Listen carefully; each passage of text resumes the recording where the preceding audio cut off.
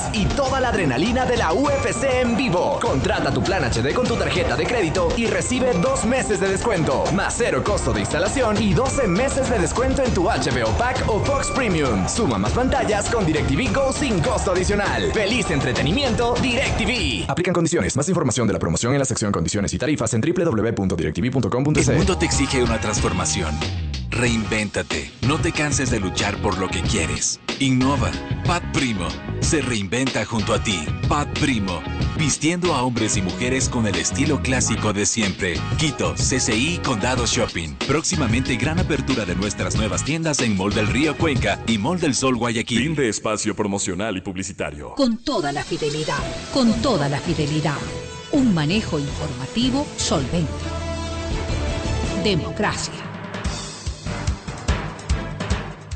Estamos de regreso y hay un tema que se ha venido discutiendo y que creo que este gobierno puede ayudar a definirlo para avanzar, es el tema minero. Y en este aspecto, la minería informal, que es la que más daño está causando y trae consigo otro tipo de problemas, otros delitos incluso podríamos decirlo así.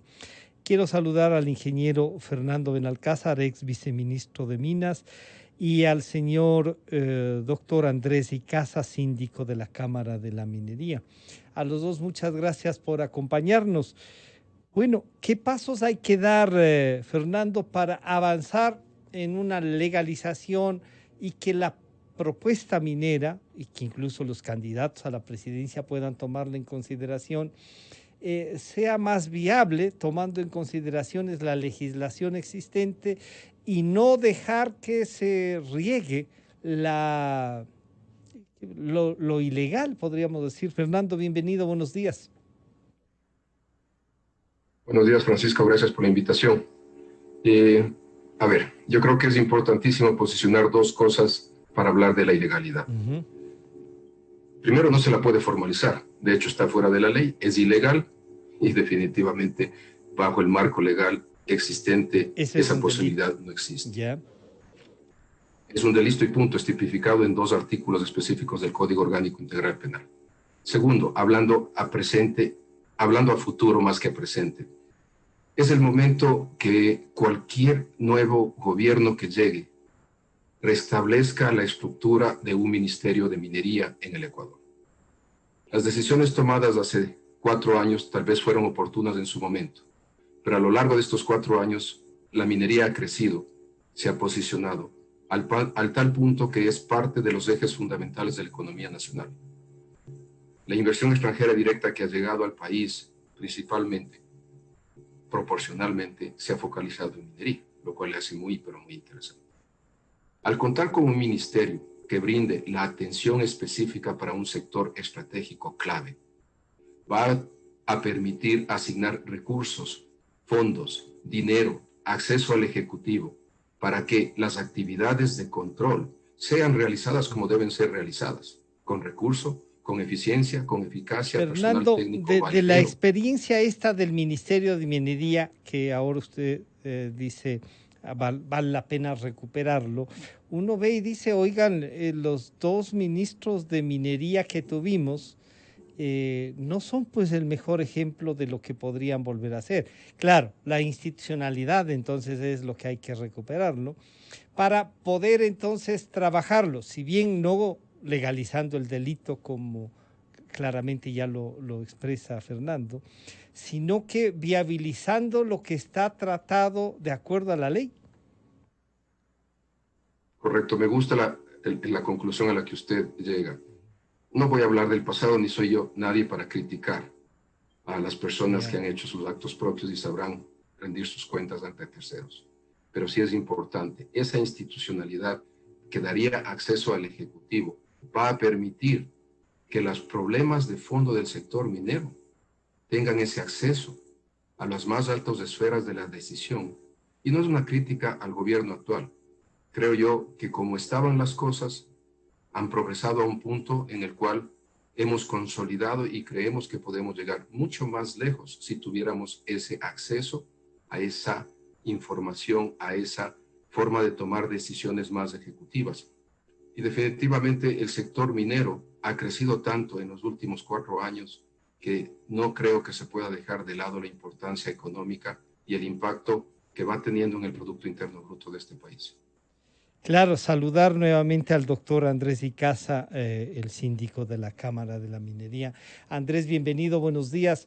Desde el marco de la Cámara, algunos dicen, oigan, pero ahí también hay gente que ha negociado ocultamente con esos ministros de minería que Fernando decía, no los quiero juzgar, cada uno que responde en el ámbito que está, pero también los empresarios mineros tienen que responder de algunas formas que están. La Cámara, ¿cómo está actuando en eso para que enfrentar a los ilegales frente a un campo que debe ser legal, controlado, en definitiva que debe tener democráticamente un marco sobre el cual actuar?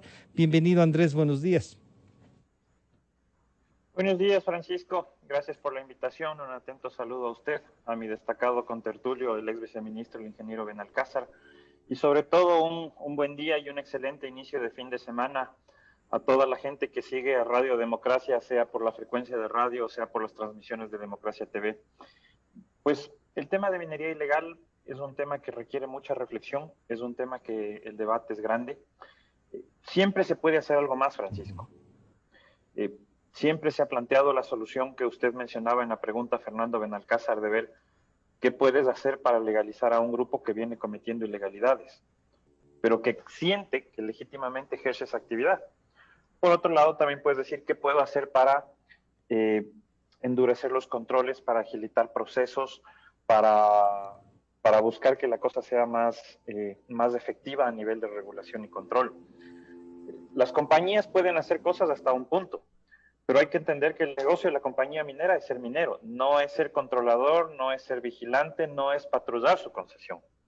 No con esto quiero cargar toda la responsabilidad al Estado ecuatoriano, porque también obviamente existen muchas concesiones, a lo largo de la historia han existido muchos casos en el Ecuador de concesiones mineras que lamentablemente no han sido bien tenidas. Andrés, pero digámoslo así claramente, Andrés, no solo que no han sido bien tenidas, han sido concesiones que les han dado para que luego negocien y hagan de eso su negocio, no una producción minera. Y si bien no están para cuidar la concesión dada, están para responder por esa concesión también. A ver, Francisco, hay que entender una cosa. Primero, sí le agradecería que no ponga en mi boca palabras que no las he dicho. Yeah. Y segundo, hay concesiones mineras que se han otorgado y que no necesariamente han sido operadas. Estoy de acuerdo con usted. Pero eso no necesariamente es ilegítimo, Francisco. Porque si es que usted se pone a ver la historia de la minería, si es que usted se pone a ver cómo funcionan otras jurisdicciones, es muy usual que quien termina explotando el proyecto no es quien lo explora o no es quien lo descubre. Y esto tiene una razón de ser bastante lógica. Las compañías que se dedican a explorar usualmente no explotan porque no tienen los fondos para construir una mina. Le pongo un ejemplo numérico bastante general, Francisco, ¿ya? Para que usted descubra un proyecto minero, según la estadística que tiene Cochilco, la Federación del Cobre de Chile, usted tiene que invertir más o menos $40 millones en promedio, a veces más, a veces menos, ¿ya?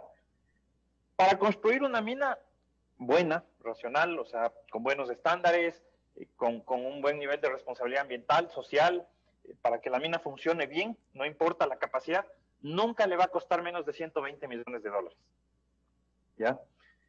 Entonces, obviamente, el que se gastó durante 5, 8, 10 años $40 millones, tiene un presupuesto de 3, 4 millones al año y no tiene la capacidad económica de sacar del bolsillo $120 millones para pero entonces, para interpretar bien, Andrés, pero entonces para interpretar bien su teoría es, hay gente que hace exploración y que después puede vender el proyecto con temas ya aprobados, y hay otros, y yo le puedo asegurar, a lo mejor usted no lo ha dicho, pero entonces le digo yo, hay otros que han conseguido concesiones para comercializarlas y no hacer ni exploración ni nada, estrictamente para comercializarlas usando los estudios del ministerio. Y le digo entonces, ¿cómo una cámara puede responder a esas cosas? A ver, la cámara agremia a sus socios, la cámara tiene un código de conducta y de cumplimiento para sus socios, pero la Cámara no puede ser niñera de todo el mundo que tenga una concesión minera en el país, Francisco. ¿Ya? Hay que entender que si es que alguien adquiere una concesión y no ejerce actividades mineras, primero se enfrenta a una sanción ante el Estado que se llama caducidad, bien sea por no ejercer actividades mineras, bien sea porque no ha cumplido con los compromisos de inversión. ¿Ya?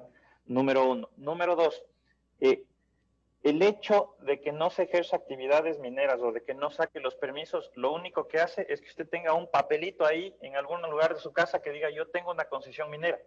Pero si es que usted no ejerce los actos regulatorios, simplemente usted no puede ejercer actividades mineras y también se le hace muy difícil vender. No le digo que sea imposible. Comerciantes o abusadores en general de delegaciones estatales, no solamente de minería, los hay en toda rama. En el ramo de usted, estimado Francisco, sí, no. ¿cuántas denuncias Nosotros han habido? no solo cuántas denuncias hacemos, solo que ahora estamos hablando de minería, no solo en este ramo, en estos últimos 14 años o sea, se acentuó la delincuencia, pero ahora estamos hablando de la minería y claro, entonces como lo que les he pedido es reflexionar cómo hacemos que esto, en medio de este desbarajuste delincuencial, puede salir algo bueno, porque usted nos recuerda, en todos hay ladrones, sí, claro que hay en todos ladrones, pero ¿qué hacen como organización? Yo le puedo decir, la Asociación Ecuatoriana de Editores de Periódicos, cuidamos, discutimos en ese tema y pedimos y buscamos resguardos para que no pase eso, pues. Entonces la Cámara, si bien no son niñeras, deben tener una reacción frente a una propuesta, Andrés. Acciones concretas las hemos tenido a lo largo del tiempo. Yo creo que la principal que le puedo decir es hemos trabajado mucho con el gobierno en la emisión de normativa que no permita un uso o una tenencia indebida de concesiones mineras. Y yo creo, no tengo un número estadístico a la mano, seguramente Fernando tenga números más apegados a la realidad que yo, pero yo creo que, por ejemplo, de las concesiones otorgadas en los años 2016-2017, el índice de cumplimiento de inversiones que le implica el hecho de que ejercieron actividades mineras es mucho más alto que en otras épocas. O sea, por ejemplo, el generar este ítem, este compromiso mínimo de inversiones, so pena de caducidad de la concesión y so pena de que a quien se le caduque la concesión se le sanciona para que además no puede ejercer actividades mineras por unos años más, ha funcionado. ¿No ha sido perfecto? Estoy de acuerdo con usted. No ha sido perfecto. ¿Sí? Siempre todo modelo es perfectible. También estoy de acuerdo con usted, todo modelo es perfectible. Pero creo en general que la evidencia de los últimos años es que la industria minera ha crecido y ha mejorado. Cada vez hay menos concesiones insulsas o inoperativas en el Ecuador. Creo firmemente eso. ¿Ya? Y cada vez hay más actores. Y entonces preguntémosle a Fernando, claro, Fernando, de la experiencia en el viceministerio, esto que Andrés dice, y cada vez hay menos, lo que significa que había, que sí existía, pero cada vez hay menos y hay que ubicar a los que están todavía ahí. ¿Qué nos falta para que entonces esto comience a funcionar y no sea una materia política decir sí o no a la minería, así de simple? Pero entonces la institucionalidad tiene que responder también, Fernando.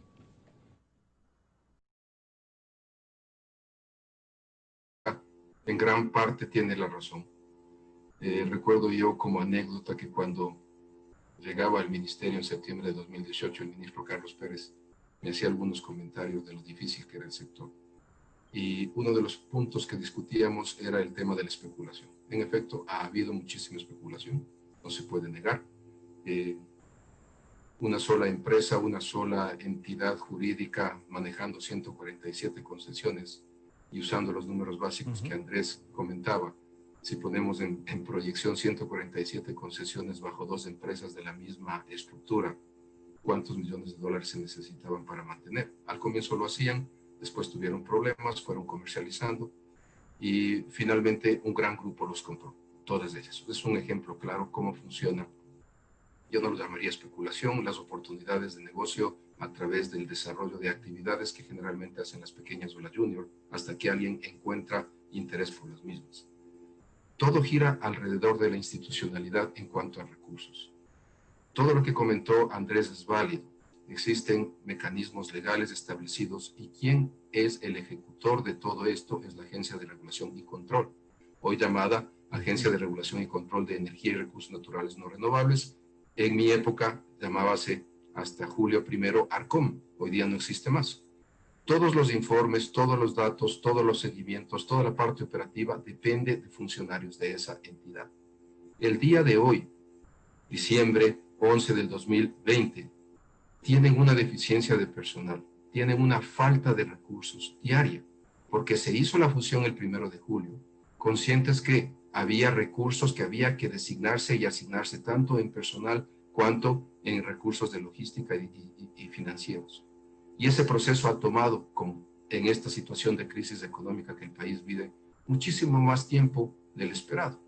Entonces, el ARCOM no tiene recursos. Recuerdo, fuimos a recibir el último embarque de material mineralizado en la zona ilegal de Buenos Aires en la primera semana de julio. Esto es un hecho anecdótico real. El técnico del ARCOM que tenía que levantar las actas y legalizar la presencia del viceministro recibiéndolas, venía de la ciudad de Machala.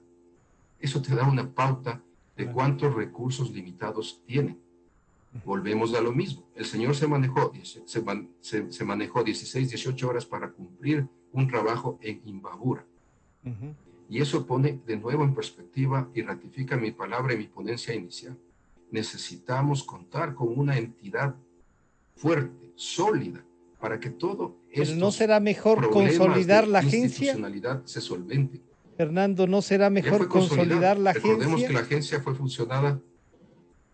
Sí, recordemos que un paso inicial que se dio y se consolidó el 1 de julio fue unir las 3 agencias de regulación y control por disposición presidencial. Eso no es nada malo. Creo que es eficiente, efectivo, si se cumpliría con todos los pasos adicionales de asignación de recursos que están en marcha. Entonces el problema es que todavía recursos y estructura no hay. Es una cosa nueva, correcto, y no tan nueva para el país, porque minería hemos tenido y a veces con gran éxito, ¿no? Hay que ser transparentes. El proceso de la consolidación coincidió que había muchos funcionarios de la antigua ARCOM que estaban con contratos temporales. Al tener los contratos temporales y consistentes con el decreto de austeridad que este gobierno instauró, no podían ser renovados, tenían que ir por un proceso. Ese proceso es el que ha continuado, ha tomado más tiempo de lo debido y una vez que se consolide pueden volver a contar con esos recursos, pero probablemente llegue el final de este mes. Y no hay. Ese vacío que hay en recursos ha generado demoras y no es raro que en el sector haya muchas quejas de que la ex-ARCOM no está entregando a tiempo sus productos y es por eso. La gente no sabe que hay esa limitación de recursos. Probablemente una vez consolidado volverán a los estándares anteriores o tal vez mejorando por la calidad del personal. Esperemos que mejorando. Pero mismo así, claro, pero mismo así yo insisto, no será nunca suficiente para un sector que demanda tanta atención, porque no solo es la ilegalidad como tal, sino los grandes grupos que patrocinan y financian la misma. Y claro, y ahí hay mucho dinero, Andrés. Ese dinero que puede ser, podría de alguna manera ayudarnos a mantener un control, porque lo que pasa ahora es que es el control el que no está funcionando. Y entonces los grupos legales, si tienen una organización como la Cámara, los grupos que quieren trabajar técnicamente, que quieren responder con impuestos, deben trabajar también en propuestas concretas, a lo mejor plantear alianzas estratégicas entre organismos del Estado, no sé, Fuerzas Armadas. Hay demasiado dinero que se encuentran y demasiados delitos alrededor como para dejarle solo al Estado, parecería, Andrés.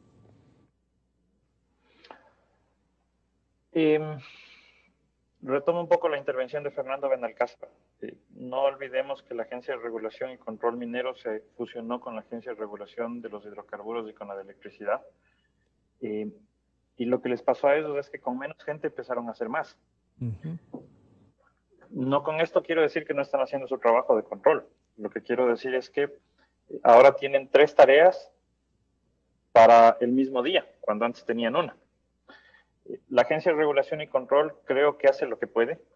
Sí se ha juntado con otras instituciones. Está creado el Comité de Lucha contra la Minería Ilegal, entre los cuales está metida la Agencia de Regulación y Control, están metidas Fuerzas Armadas, está metido el Ministerio de Defensa, está metido el Ministerio del Interior, está metido el Ministerio del Ambiente. Las entidades competentes, las entidades involucradas en el tema. Lamentablemente, el problema es que tú tienes que patrullar un país entero. La ventaja, si quieres llamarlo ventaja, de que tenías un foco importante de minería ilegal como Buenos Aires, es que tenías a 6,000 personas ahí. Y entre comillas, llegabas, entrabas, todo lo demás, y desalojabas y listo. El problema es que apretaste el puño y se te fueron por los nudillos. Y ahora tienes gente dándose las vueltas en Cotopaxi, en Imbabura, en Chimborazo, en Bolívar. Tienes asentamientos nuevos en la zona de Zamora Chinchipe, empiezas a tener problemas en Sucumbíos.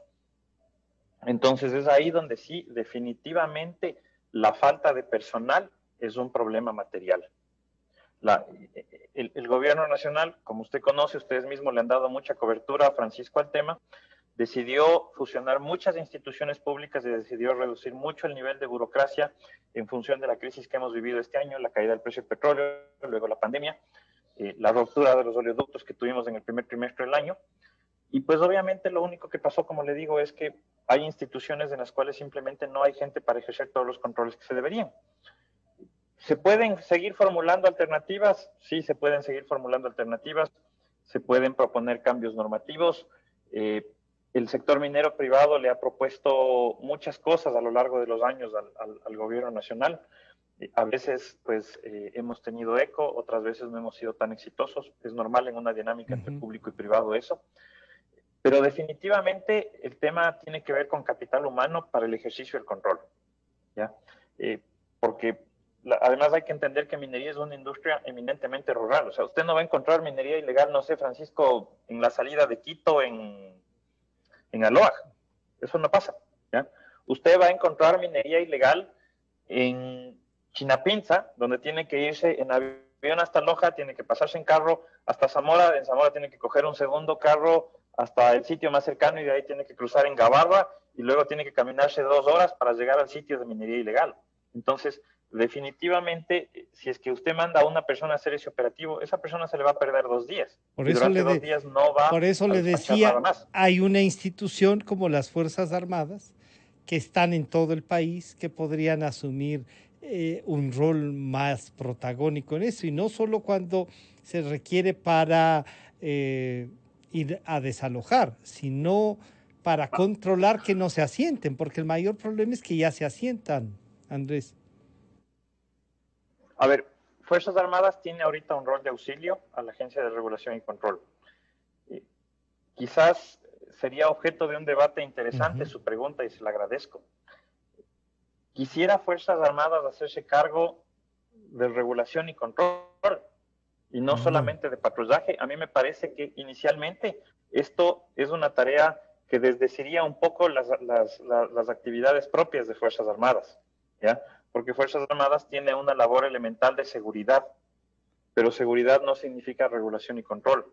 A mí me parece que eventualmente el fortalecimiento de la Agencia de Regulación y Control y quizás lo que sí, darle a Fuerzas Armadas un rol más operativo, más ejecutivo y no solamente de auxilio en última instancia, podría mejorar mucho el tema, ¿ya? Le cuento además que la presencia sola de Fuerzas Armadas no es garantía. Y ojo, no con esto quiero decirle que Fuerzas Armadas sean ineficaces. No, bajo ningún concepto, pero lo que pasa es que veo que no hay entonces una propuesta que logre por lo menos controlar la mayoría de las aristas que ustedes nos plantean. Andrés, entonces que renunciamos al control. Nadie puede. No se trata de eso. Lo que pasa es que, como le digo, lo que falta básicamente son recursos, es personal. O sea, le pongo un ejemplo. En Zamora Chinchipe existe un destacamento muy cerca de un renombradísimo proyecto minero y muy cerca de 2 superasentamientos de minería ilegal. Y los militares salen, hacen patrullaje, hacen muy bien su trabajo. Pero ¿qué es lo que pasa? Que los mineros ilegales ya saben cuando los militares saben hacer patrullaje, tienen ciudades fantasma que un día se montan carpas por un lado, otro día se montan carpas por otro lado. Entonces no se trata de decir simplemente renunciemos al control. Una actividad ilegal, por esencia, por naturaleza misma de lo que es un Estado, tiene que ser controlada, tiene que ser perseguida y tiene que ser castigada, ¿ya? Porque da lo mismo decir renunciemos al control de minería ilegal que decir renunciemos al control de los robos. Es una actividad ilegal y punto, tiene que ser controlada. Lo que pasa es que estamos ante una actividad en la cual, como le digo, el control es muy difícil porque ocupa toda la geografía nacional y porque además tiene zonas de difícil acceso y el ente encargado de control está corto de personal, está corto de recursos, se quedó con las manos, se quedó corto de manos para el ejercicio de esas actividades. Pero ahí recurro a lo... muy buena. Claro, ahí recurro a Fernando con la experiencia del ejercicio del cargo. Si la agencia, incluso ahora ya unificada, en vez de ayudarse le genera más problemas, lo que Andrés nos dice es se necesita personal, quizá yo aumento capacitación para eso, regulación y control, pero si las Fuerzas Armadas, que son como una estructura grande, que están en todo el país, no podrían ayudar, no me refiero a que ellos sean los que regulen, pero que sí tengan esta participación, ellos están en todo el país. Es personal y recursos, y eso no hay. Recursos por lo menos no hay, capaz que personal se lo puede incrementar, pero ¿y con qué plata les pagamos?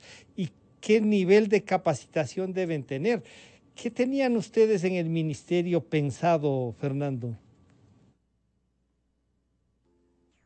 Gracias, Francisco, por compartir la experiencia. Dentro de la reserva del caso, le puedo decir que en la administración anterior, en el gobierno anterior, se creó esta comisión especial para el control de la minería ilegal, tal como Andrés lo describe, un poco más de precisiones, donde hay varios ministerios claves, principalmente gobierno, principalmente militares, ambiente, y la Agencia de Regulación y Control tiene un rol activo, es miembro. Desde el punto de vista de mi experiencia como ex viceministro, puedo decir, cuando se toma decisiones y hay lineamientos desde la cúpula, desde el señor presidente, pudimos ejecutar, ahí no hay este tema de las competencias, ahí no hay, me falta un poco de recursos que tenemos que hacer. Se dio una orden, se desaloja, se limpia Buenos Aires y listo. Ese es el tipo de decisión que se requiere. Pero se les fueron por los nudillos, dice Andrés. Vamos allá. El país este rato tiene varios focos, si no me engaño, identificados más de 50 focos de minería ilegal. Muchos de esos tienen que ver con aquellas personas que dejaron de hacer su actividad en Buenos Aires y pasaron a nuevas latitudes. Y aquí viene un error de fondo en donde los controles y en donde las sanciones no llegan a ser lo suficientemente efectivas. Pues si a Francisco o a Andrés o a Javier le dicen vamos a hacer actividades de narcotráfico, nosotros pensamos 1.000.000 de veces porque ya vemos y sabemos cuál es la experiencia a los que están en ese negocio ilegal. Cárcel, sanciones fortísimas y listo. Acá le decimos al señor, usted en lugar de ganar $300 o $400 meses en sus actividades agrícolas o agropecuarias, yo le voy a pagar 1.500. Juéguese la vida, cumpla con todo lo que yo le pido, porque si no le mato. Y de pasito, sálgase de toda la ley, usted va a cometer un acto ilícito, completamente ilegal. Pero no importa, el tipo toma la decisión de hacerlo. ¿Por qué?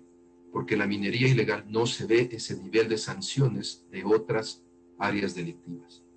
Entonces, es un tema muy complejo y requiere una decisión formal desde la cabeza. Sería diferente si consistentes con la política de Estado. El Ecuador cuenta con una política de Estado, con una política pública minera desde mayo de 2019.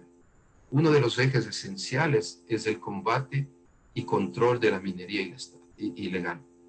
Si esa política de Estado no quedaría en letra muerta después de haber trabajado más de 1 año y medio, y habría una decisión política que dice, vamos a hacer eso y vamos a dar los recursos. Yo creo que ya se dieron ejemplos concretos de que cuando la existe, se las puede hacer concretar.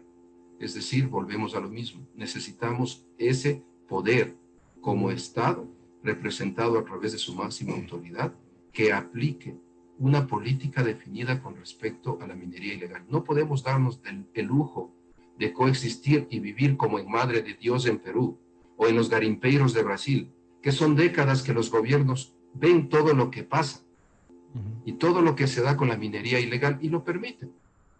Y a la larga, habrá que preguntarse por qué en esos países, en esas regiones de esos países, inclusive en algunas, tomando el ejemplo de Andrés, donde se ve a vista y paciencia de la autoridad la actividad ilegal, se da. Hay que ser ciego o hay que ser sordo para no darse cuenta que hay intereses mucho más allá del cumplimiento del deber. Intereses que pueden asociarse hasta con corrupción. Y es por eso no que hasta esencialmente eso es algo que Ecuador... Correcto. Y Ecuador tiene que intentar salir de eso. Yo me acuerdo cuando tenía 15 años, había una portada de revista National Geographic, me acuerdo, de los garimpeiros en la Amazonía brasileña. Esa foto no ha cambiado en 41 años. Claro, y eso esperemos que eso no nos pase, claro. Eso no, esperemos que no nos pase. Pero entonces, Andrés, planteado así es, la Cámara, sus socios, deben tener un plan y deben estar pensando en la campaña, en el cambio de gobierno. ¿Qué hacer para que esta actividad tenga un mayor espacio de desarrollo? Porque yo creo que a medida de que lo legal toma cuerpo, funciona más, responde a las sociedades donde están, lo ilegal se vuelve una carga y una mochila que va a desalentarles a seguir actuando. La Cámara como tal, ¿qué está planteándonos? El tema es bastante simple, Francisco. Minería es una industria que ya es parte de la economía nacional. Es el tercer año consecutivo que es el mayor captador de inversión extranjera. Es el segundo año consecutivo que es el mayor generador de fuentes de empleo. Es el que más ha crecido en exportaciones no petroleras en los últimos 2 años. Y consecuentemente, al gobierno que llegue, no importa su ideología, no importa su origen político, sabe que va a llegar metido en una profunda recesión económica. El Banco Central anunció el otro día que vamos a decrecer 9 puntos al menos en este año. Y necesitas algo que te ayude a rebotar. Y ahí está la minería. Entonces ahí un poco el tema es, oye, minería ya no es la industria del mañana. Minería ya es la industria del hoy. Y que además te ofrece otras alternativas en el corto y mediano plazo.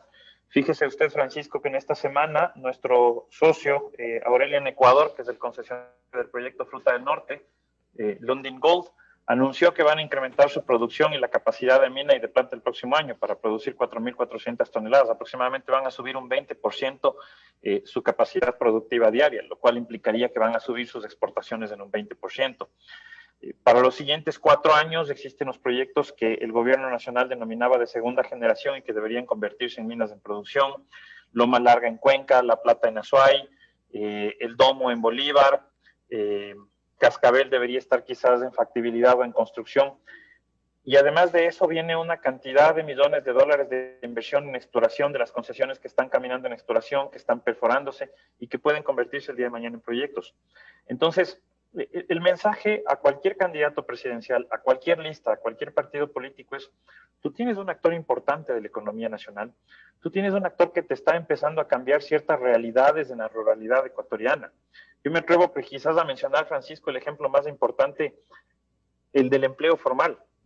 Uno de los grandes problemas no vistos en la economía nacional es que el empleo en la ruralidad es un empleo informal, es un empleo sin seguridad social, sin salario básico, es un empleo bajo todo, donde todo el riesgo reposa en el trabajador.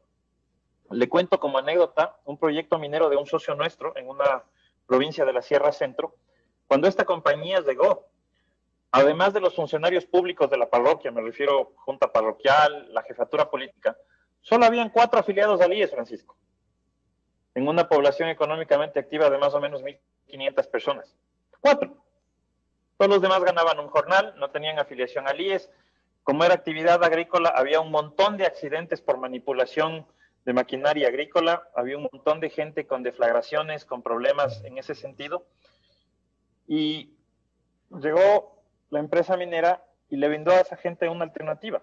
Oye, tú ya no vas a ganar el jornal por cosechar tal producto agrícola, tú vas a ganar un sueldo fijo, tú vas a tener seguridad social y te vas a poder hacer atender en el seguro social, tú vas a tener además un seguro privado, te vamos a enseñar cómo manipular la maquinaria para que no vuelvas a tener accidentes. Entonces, esos son los elementos que creo yo cualquier candidato a la presidencia, sin importar su ideología, debe estar de acuerdo con el sector.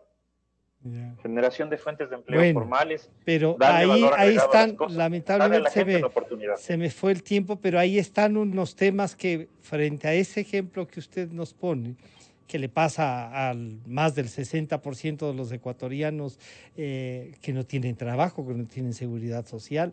O sea, el tema ese es un tema difícil, pero pueden decirles el tema del control de fuentes de agua, lo que están usando. Más allá de lo de la seguridad social, se apela a estas otras cosas, ¿no?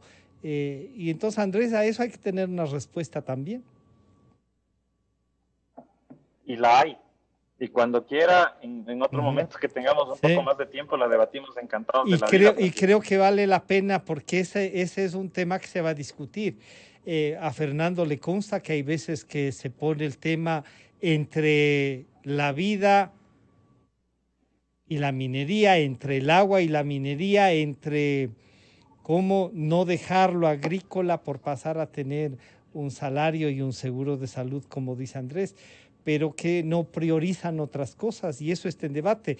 Con esto concluimos, Fernando. Muchísimas gracias, Francisco. Solo quisiera añadir 2 palabras, 2 segundos. En este país somos tan incoherentes que nos queremos dar el lujo de rechazar $350 millones asignados de inversión en 2 proyectos mineros en el Cantón Cuenca para el 2021-22, en medio de una necesidad de crecimiento económico, en medio de una pandemia, de una post-pandemia. Así que debemos a esa consulta popular de Cuenca decirle no rotundamente, y evitar de todas formas posibles que el sí se imponga por las lesiones que puede traer al sector minero en todo el país. Bueno, queda pendiente este debate y entonces comprometerles para continuar, y además ya de esta parte, avanzar ya en lo que ha de ser el desarrollo de la minería y cuánto puede afectar, lo que dice Fernando, una consulta. Muchas gracias a Fernando Benalcázar y a Andrés Icaza por acompañarnos. Estaremos en contacto entonces. Volvemos. Cierto, muchísimas gracias. Gracias. Volvemos luego de este corte con Juan Carlos Calderón, el director de Plan B. Calidad. Innovación. Completamente democracia. Inicio de espacio promocional y publicitario. Si algo caracteriza al Ecuador es su diversidad, pero también hay cosas que nos hacen